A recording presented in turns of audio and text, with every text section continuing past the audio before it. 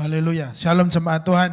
Senang bisa berjumpa kembali dengan Anda semua. Ibadah raya kita pada siang hari ini.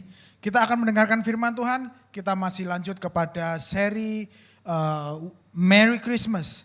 Sebuah pesan Natal yang fokus kepada Maria. Minggu ini tema Natal kita, judul khotbah kita pada siang hari ini adalah apa yang Maria tahu. Tapi sebelumnya saya mau bertanya kepada kita semua, bagaimana persiapan Natal Anda hari ini? Sudahkah Anda mempersiapkan sebuah kegiatan yang akan Anda atau kita semua lakukan di malam Natal nanti mungkin, atau di Natal tanggal 25? Mungkin ada yang sudah mempersiapkan kado-kado atau yang akan membuka rumahnya atau mengundang atau mau makan, mau pergi ke suatu tempat.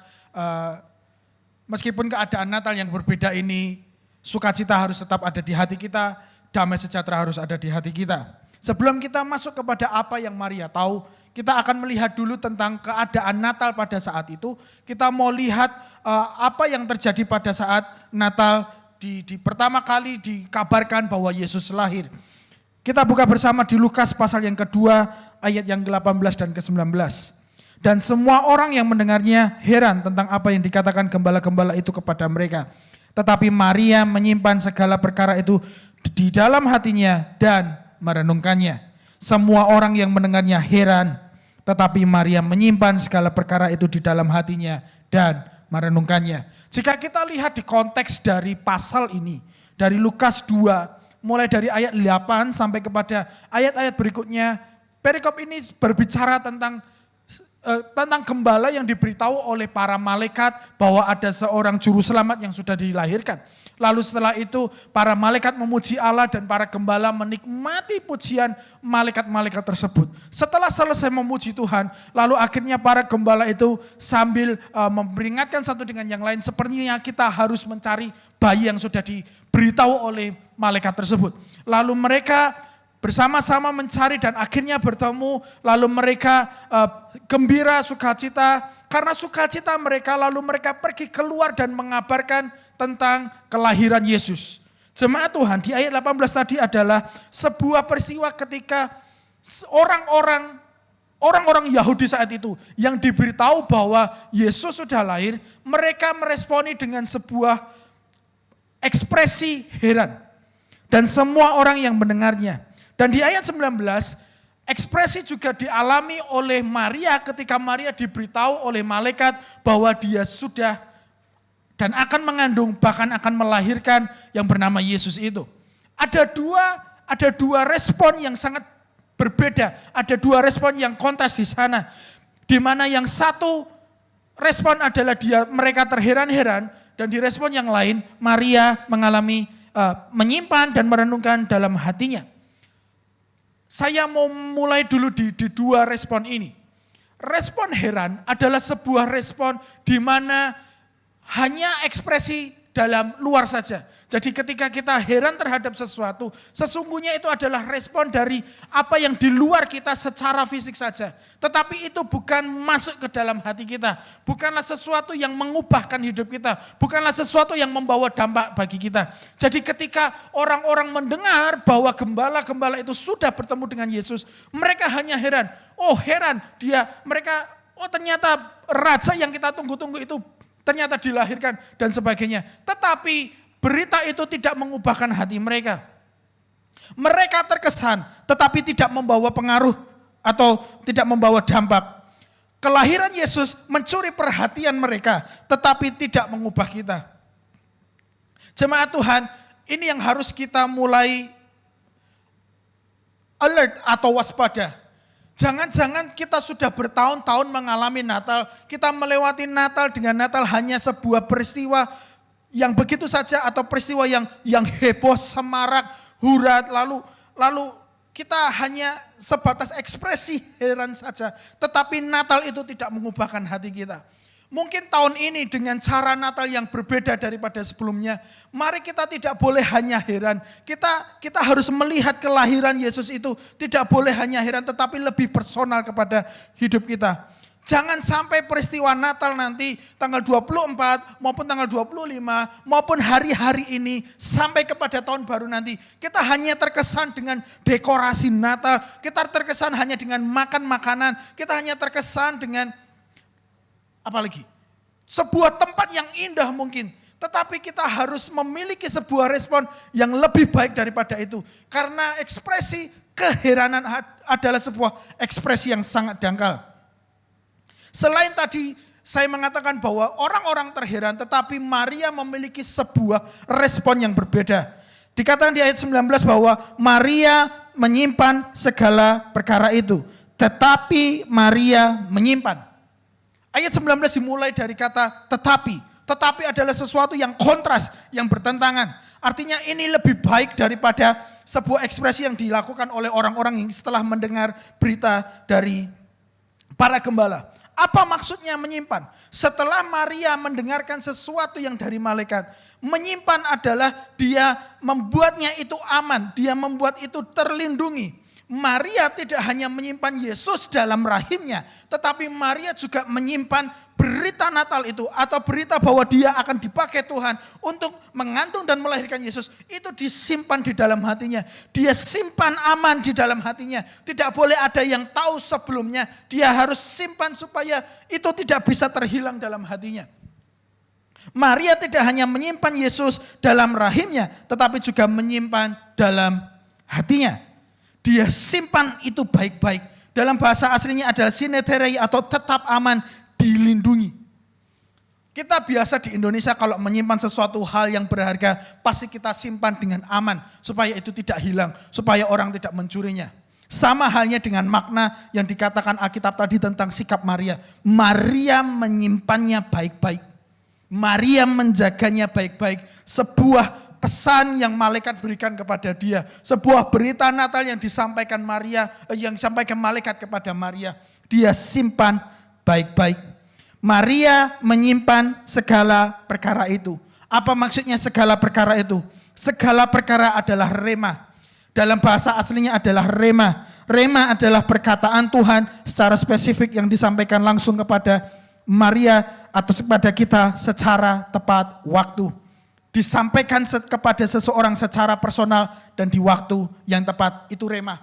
Dan itulah yang diterima oleh Maria, bahwa dia menerima sebuah rema dari malaikat. Dia akan mengandung karena dia akan dipakai oleh Tuhan dan itu akan melahirkan seorang bayi itu akan diberi nama Yesus atau Immanuel. Itu adalah rema. Jemaat Tuhan, di malam Natal nanti atau di malam-malam ini sebelum Natal, pastikan engkau menerima rema yang dari Tuhan, supaya engkau bisa menyimpannya itu dalam hatimu. Rema adalah sesuatu yang dikatakan Tuhan kepada kita secara personal di waktu yang tepat. Rema adalah lebih dalam daripada logos. Logos adalah sesuatu yang firman yang tertulis, itu adalah yang ada di Alkitab kita. Tetapi rema adalah sesuatu firman yang dari Tuhan untuk kita yang lebih dalam daripada ketimbang sebuah ayat yang tertulis di Alkitab. Memang baik firman yang tertulis di Alkitab itu, tetapi saya mendorong ketika engkau membaca firman, apa yang sesungguhnya Tuhan mau sampaikan dari firman itu adalah rema. Jadi ketika engkau malam mau menyambut Natal, di malam-malam engkau akan menyambut Natal, masuk kepada Natal, berdoalah kepada Tuhan, carilah Tuhan, sampai engkau menerima sebuah rema atau sebuah firman yang hidup, living word, itu untuk dirimu. Karena setiap rema dari setiap orang pasti berbeda. Rema terhadap saya itu berbeda daripada istri saya. Meskipun kami suami istri, rema yang saya terima itu pasti berbeda untuk saya dan untuk dia pasti berbeda. Pastikan engkau menerima rema di malam-malam Natal ini. Supaya berkat Natal itu menjadi bagianmu. Supaya engkau dapat mengalami sebuah perubahan dalam hidupmu. Jika rema itu adalah sebuah berkat, simpan itu baik-baik dan sampai itu terjadi dalam hidupmu. Jika rema itu sebuah peringatan yang harus engkau lakukan atau harus diubah dalam hidupmu, simpan itu baik-baik sampai engkau menghidupinya di tahun-tahun ke depan. Saya percaya Tuhan pasti akan berbicara kepada kita semua di malam-malam ini. Meskipun kita melakukannya lebih kepada kelompok kecil maupun secara personal pribadi di rumah kita masing-masing. Tangkap rema Tuhan, Cari rema Tuhan. Katakan kepada Tuhan, Tuhan, apa yang Engkau mau terhadap hidupku tahun ini atau tahun ke depan. Tuhan, Natal yang seperti apa yang harus saya renungkan, yang harus menjadi berkat saya hari-hari ini. Tuhan pasti akan memberikannya kepadamu. Setelah itu simpan dalam hatimu. Kemudian Maria mengatakan, kita mengatakan tetapi Maria menyimpan segala perkara itu di dalam hatinya dan merenungkannya. Dia tidak hanya menyimpan, tetapi dia merenungkannya. Dia tidak hanya disimpan saja, tapi dia pikirkan dengan baik-baik tentang rema yang dia terima dari Tuhan. Merenungkan adalah memusatkan pikirannya terhadap sesuatu. Maria merenungkan rema Tuhan. Kita terlalu banyak dalam hidup kita merenung, betul ya. Mungkin kita merenung siapa yang akan kita nikahi di masa depan. Atau kita merenungkan bagaimana supaya uang kita bisa cukup setiap bulan. Bagaimana kita nanti akan membesarkan anak. Atau bagaimana kita akan hidup di tahun 2021. Begitu banyak hal manusia merenungkan dalam hidupnya. Begitu banyak orang berpikir keras tentang hidupnya. Tetapi di malam Natal ini juga menjadi sebuah momentum yang baik bahwa kita akan merenungkan kebaikan-kebaikan Tuhan. Kita akan merenungkan perkara-perkara yang mendatangkan damai sejahtera. Kita harus merenungkan tentang firman Tuhan. Kita merenungkan rema Tuhan. Ketimbang kita merenungkan hal-hal yang lain yang bisa membawa kekhawatiran, yang bisa membawa ketakutan, yang bisa membawa gelisah, yang bisa membawa kecemasan. Bagaimana kalau kita lebih kepada merenungkan Tuhan supaya damai sejahtera itu menguasai hati dan pikiran kita. Itu yang saya dorong hari ini melalui firman Tuhan ini. Mari kita menanggapi Natal, mari kita melakukan Natal ini dengan cara menyimpan rema Tuhan dan merenungkan rema Tuhan itu supaya kita mendapat benar-benar sebuah alasan atau makna Natal itu sesungguhnya. Kita tidak hanya melewatkan Natal begitu saja. Jemaat Tuhan, Natal ini adalah waktu yang baik karena kita mungkin akan melakukannya lebih personal. Di mana kita perlu merenungkan makna Natal bagi hidup kita secara mendalam. Mungkin kita memiliki waktu yang lebih banyak hari-hari ini untuk merenungkan kebaikan Tuhan. Merenungkan pertolongan Tuhan dalam setahun. Dan kita perlu berhenti sejenak untuk merenungkan penderitaan kita dan merenungkan tentang Tuhan lebih banyak. Itu adalah Natal pertama kali terjadi. Ketika orang-orang hanya heran, tetapi Maria memilih menyimpannya, merenungkannya, dan dia menghidupinya. Dan saya akan masuk kepada apa sih yang sesungguhnya Maria ketahui. Kita akan melihat apa yang Maria ketahui selama dia menjadi seseorang yang diutus Tuhan atau dipakai Tuhan dalam masa tertentu, dia menjadi wanita spesial daripada semua wanita-wanita yang lain. Apa sih yang Maria ketahui? Kita akan mencarinya dari nyanyian Maria, nyanyian pujian Maria yang ditulis di Lukas 1 ayat 46 sampai seterusnya. Apa sih yang Maria ketahui? Dikatakan di ayat 46 dimulai begini. Lalu kata Maria, jiwaku memuliakan Tuhan dan hatiku bergembira karena Allah juru selamatku. Sebab ia telah memperhatikan kerendahan hamba-Nya. Sesungguhnya mulai dari sekarang segala keturunan akan menyebut aku berbahagia. Karena yang Maha Kuasa telah melakukan perbuatan besar kepadaku. Dan namanya adalah kudus. Dia berkata di ayat 48 dan 49, saya ulangi, sebab ia telah memperhatikan kerendahan hamba-Nya. Sesungguhnya mulai dari sekarang segala keturunan akan menyebut aku berbahagia. 49, karena yang Maha Kuasa telah melakukan perbuatan besar kepadaku. Apa yang Maria tahu?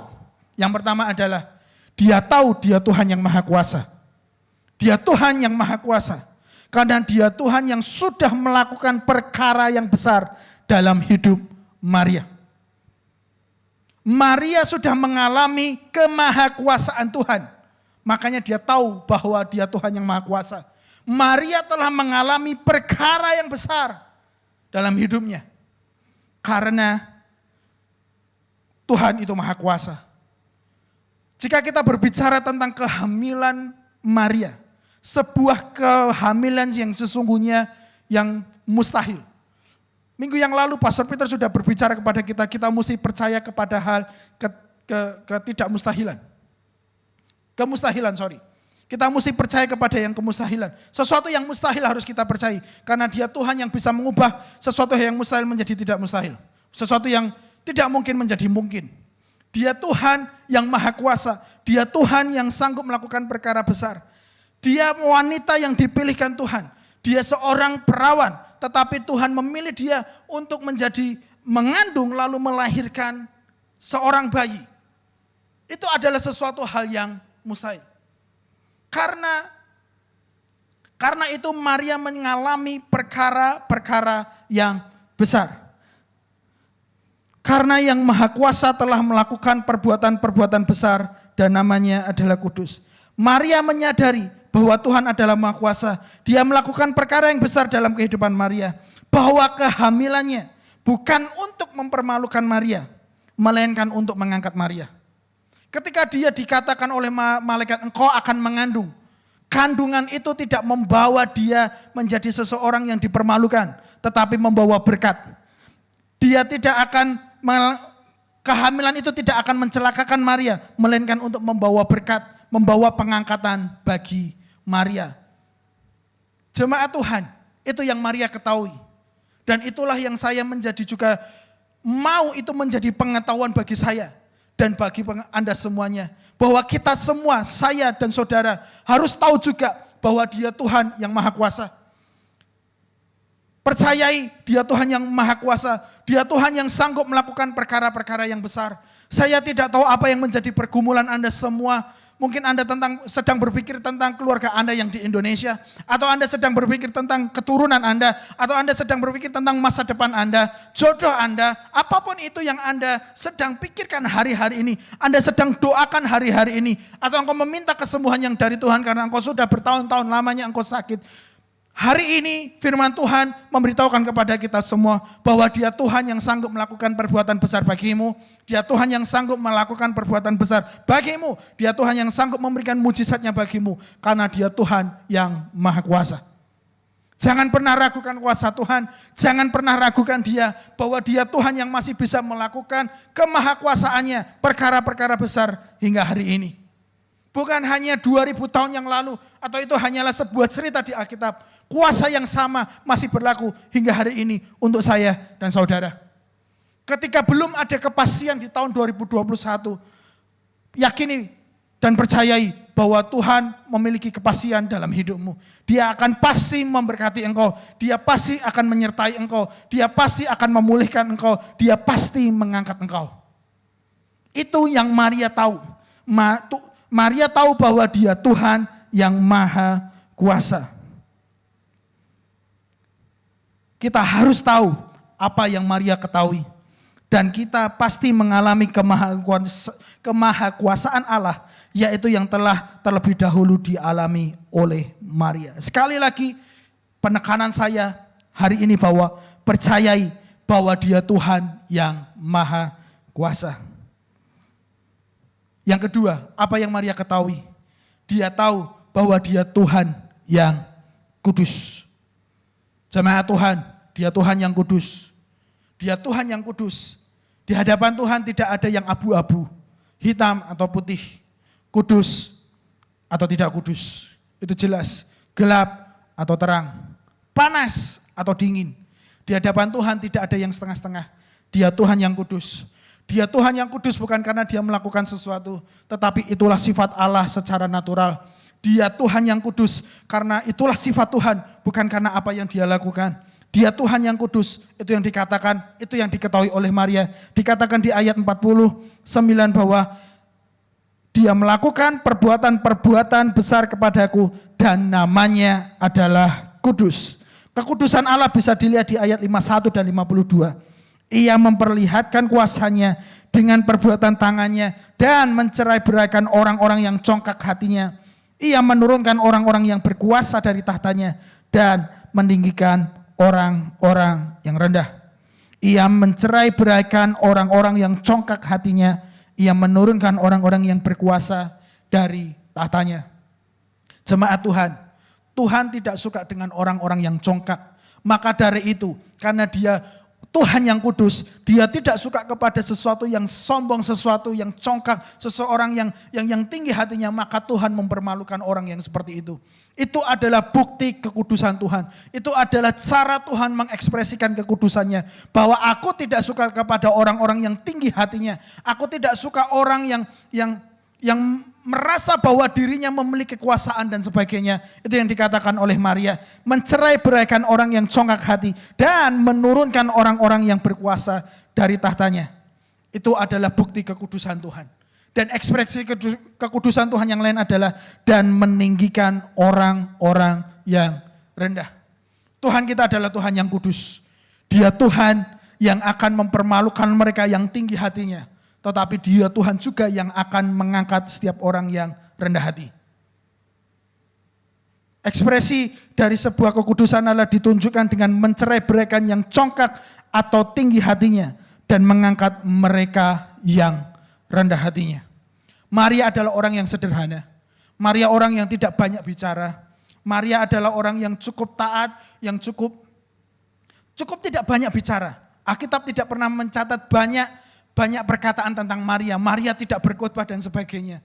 Tetapi Tuhan melihat Maria, lalu Tuhan mau memakai Maria. Karena Maria memiliki hati yang sangat baik, dia memiliki rendah hati, tidak tinggi hati, tidak congkak. Dan Tuhan mengangkatnya. Itu adalah bukti kekudusan Allah. Dan hari ini juga saya mau berkata kepada kita semua, mari kita semua jemaat ICA Indonesia Hong Kong, kita mesti tetap rendah hati di hadapan Allah. Kita mesti rendah hati supaya Tuhan mengangkat kita. Mungkin orang memandang kita rendah, biarkan orang berkata apa dan melihat apa tentang diri kita. Yang penting dia Tuhan yang akan mengangkat kita semua. Meskipun kita rendah, percayai dia Tuhan yang maha kuasa itu, dia Tuhan yang perkasa itu, mau datang dan lahir untuk memiliki hubungan dengan kita. Itu adalah bukti kekudusan Tuhan. Meskipun orang yang besar tidak akan datang kepada kita, tetapi ada Tuhan yang besar datang kepada kita, mengasihi kita. Meskipun orang yang berkuasa atau memiliki uang yang banyak tidak datang kepada kita, tetapi dia Tuhan yang maha kuasa, memiliki segalanya, itu datang lahir supaya kita bisa diselamatkan. Bukankah itu sebuah berkat yang besar? Bukankah itu mujizat yang besar dalam hidup kita? Maka dari itu di Natal ini, mari kita tetap rendah hati di hadapan Allah. Katakan, Tuhan, Engkau yang maha kuasa itu, Engkau tetap datang bagiku. Itu adalah sebuah berkat yang luar biasa dalam hidupku. Katakan itu kepada Tuhan hari-hari ini. Sadarkan pikiran kita hari-hari ini. Jangan hanya kita melewati sebuah Natal begitu saja. Tetapi bayangkan, Tuhan yang maha kuasa itu, Tuhan yang empunya segalanya itu, menjadi sederhana, menjadi manusia, buat kita yang sangat-sangat sederhana ini, atau sesungguhnya tidak layak karena kita berdosa. Dia mau melakukan karya keselamatan karena dia mengasihi kita dan dia mau membangun hubungan dengan kita semua. Natal ini ada dua hal yang mau saya sampaikan melalui pujian Maria. Kita mesti tahu bahwa dia Tuhan yang maha kuasa. Dia Tuhan yang kudus. Dia Tuhan yang sanggup mengadakan yang tidak ada menjadi ada. Karena dia Tuhan yang maha kuasa. Dia Tuhan yang sanggup mengangkat yang rendah. Karena dia kudus. Tuhan yang maha kuasa mengundang, menerima, dan tinggal di dalam mereka yang tidak hebat dan tidak perkasa. Jemaat Tuhan, mungkin kita bukan siapa-siapa dunia ini. Kita tidak populer atau kurang terkenal atau bahkan biasa saja. Tetapi ada Tuhan yang maha kuasa itu lahir dan mau bersama dengan kita. Mau berada di antara kita. Mungkin nama kita tidak akan pernah tercatat atau teringat. Malahan Kristus akan datang dan menjadi bagian dari hidup kita. Atau lagi, mungkin orang yang besar di dunia ini tidak akan datang kepada kita. Tetapi dia Tuhan di atas segala Tuhan. Dia Raja di atas segala Raja. Mau datang dan bersekutu dengan kita di Natal ini. Saya akan tutup firman Tuhan. Mari kita datang kepada Tuhan. Renungkan hari-hari ini kepada hidupmu sekali lagi. Bahwa ada Tuhan yang lahir. ada seorang putra yang lahir.